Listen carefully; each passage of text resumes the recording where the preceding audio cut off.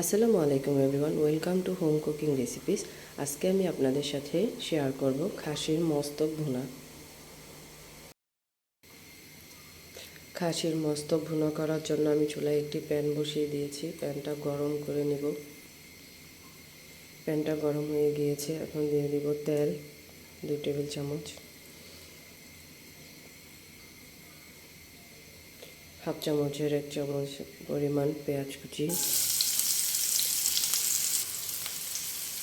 স্বাদ মতো লবণ।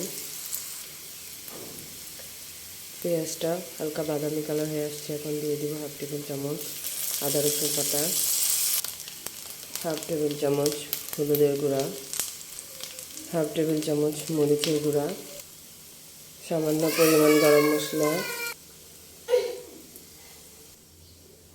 হাফ টেবিল চামচ ভাজা জিরের গুঁড়ো। সবশেষে দিয়ে দিব সামান্য পরিমাণে পানি মশলাটা কষানোর জন্য।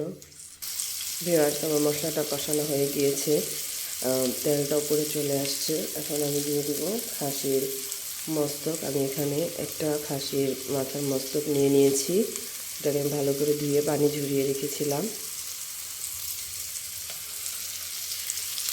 এখন আমি খাসির মস্তকটাকে সবগুলো উপকরণের সাথে ভালো করে কষিয়ে নেব। আমার কষানো হয়ে গিয়েছে, এখন আমি এখানে পরিমাণ মতো পানি দিয়ে দিব। ভিউয়ার্স, আমার খাসি মস্তক রান্না করা হয়ে গিয়েছে, এখন আমি এটাকে চুলা থেকে নামিয়ে নেব। ভিউয়ার্স, হয়ে গিয়েছে আমার খাসির মস্তক রান্না, নামিয়ে নিয়েছি। আপনারা এভাবে ট্রাই করবেন, ইনশাল্লাহ খুব ভালো লাগবে আপনাদের কাছে।